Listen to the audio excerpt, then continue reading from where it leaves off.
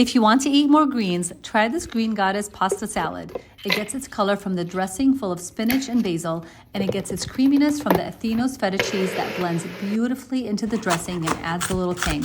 Now you can prep any vegetables like green onions, asparagus, and peas and toss them with your favorite pasta and this gorgeous green dressing. This is so great for meal prep, for picnics, barbecues, or even as a side salad to enjoy all week. So good. You have to try this 4-ingredient breakfast. Cut a bagel in half and make a hole a little bigger with a cookie cutter. Next, spread this Danish creamery European-style spreadable butter with extra virgin olive oil on both sides. You're going to break a couple eggs inside, sprinkle with everything seasoning, and air fry at 325 for 8 to 10 minutes. The butter is smooth and spreadable straight from the fridge and makes this so crisp. So good. This is baked feta phyllo, and I'm obsessed. It's basically a block of feta cheese wrapped up in buttery, flaky layers of phyllo sheets. Now, I like to combine that salty feta cheese flavor with the fruity flavor of Pearl's olives calmadas. These olives are hand-picked, handcrafted, and hands down make the appetizer so good. Wrap up the olives in feta with phyllo, sprinkle with sesame seeds, and bake at 375 for 15 minutes. Drizzle it with honey when it comes out of the oven, and then you can slice it however you want, and you can enjoy it by fork or by hand. So good.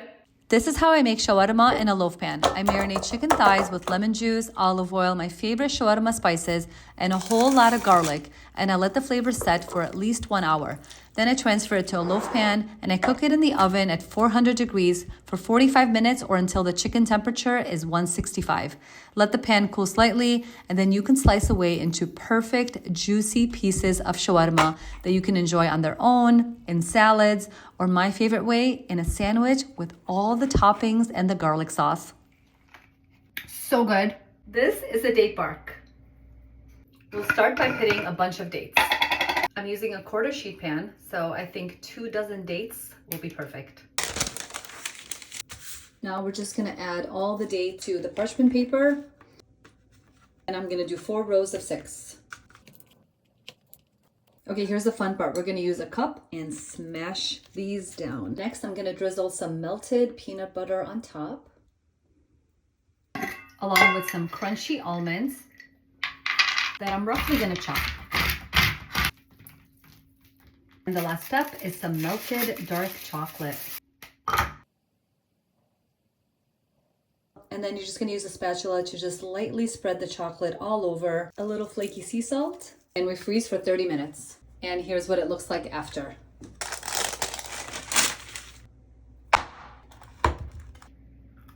So good. Did you know you can make pizza crust using chicken? You can start with ground chicken or grind chicken breast in a food processor.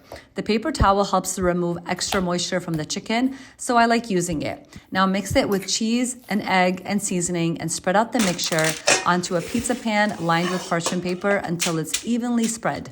Bake it at 425 for 15 minutes, and when it comes out of the oven, it actually looks like pizza crust. You can add any toppings you want. I'm using some pizza sauce, mozzarella cheese, onions, peppers, and olives. This is such a fun, low-carb dinner option to switch things up. So good. Have you heard of a butter candle? It's such a fun way to serve butter for a party. First, I cut a hole in the middle of the bread using the paper cup I'll use to make a candle. To make the butter candle, I use a candle wick and Danish creamery rosemary salt butter made with rich European quality butter and herbs. Melt it, pour it into the cup with the wick inside, and freeze for 1 hour. Then cut the cup, slide the candle into the bread, and light it up. You can start dipping in about 10 minutes. This is so fun and so good. This 1-pan chicken and potatoes is my kids' favorite dinner. You'll need olive oil, lemon juice, garlic, along with paprika, 7-spice, salt, and pepper.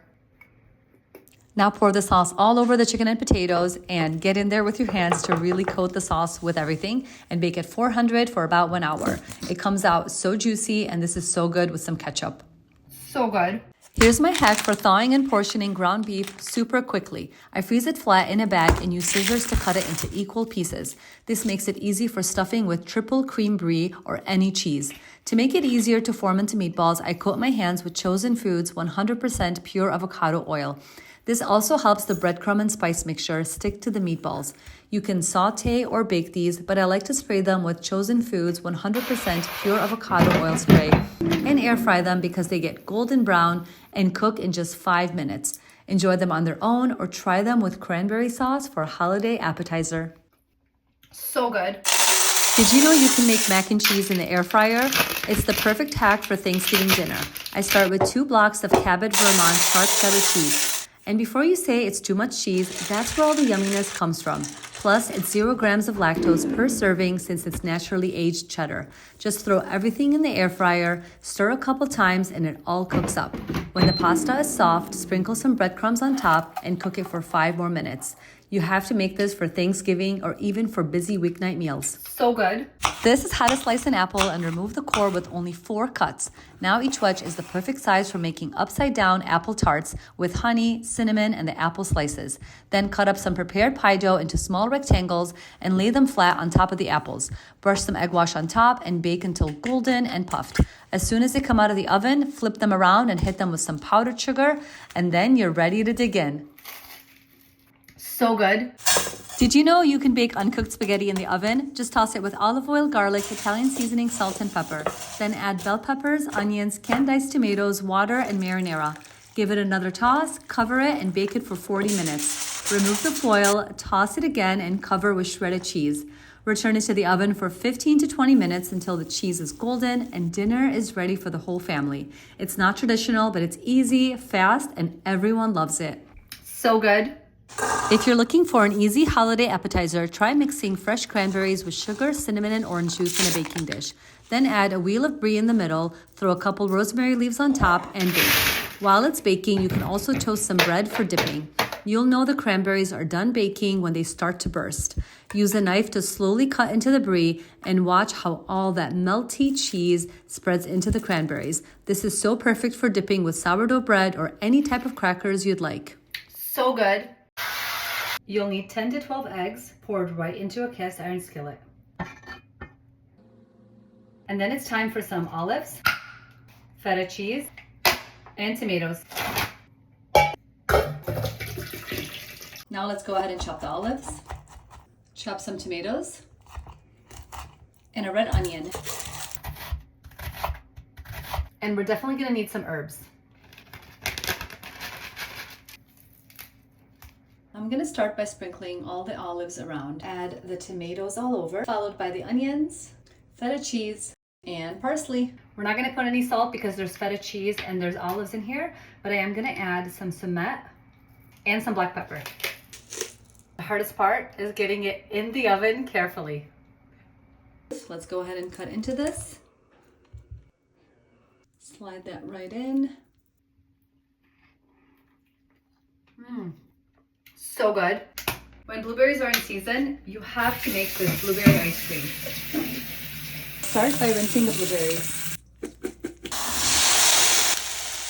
First, we'll make the blueberry puree using mostly produce blueberries and sugar. We just want to cook them long enough until they start to burst and the juices release. It's gonna look like this. And you wanna just set it aside to let it cool. Now it's time to make the ice cream with 2-ish ingredients. 2 cups of heavy cream. Whip it until you've got stiff peaks. 14 ounces of condensed milk and about 2 teaspoons of vanilla. Now we just add the toppings. I'm gonna do some graham crackers. Just crush them right in here and add in that blueberry puree. Just fold it a couple times because you don't want it to turn blue. And then now we're just gonna transfer it into a loaf pan. And freeze for 12 hours. So good. You'll need 1 bag of Alexia crispy sweet potato puffs. There's no need to cook them, and you're going to layer them with any vegetables you want. I'm using peppers, zucchini, onions, and mushrooms. Alexia sweet potatoes are a healthy freezer staple I keep on hand for easy side dishes or quick meals like this breakfast casserole. Add the eggs and cheese, and you're going to bake it at 400 degrees for 35 minutes or until the eggs are set. It's such a filling and balanced meal that's great for big families or meal prepping for the week. So good.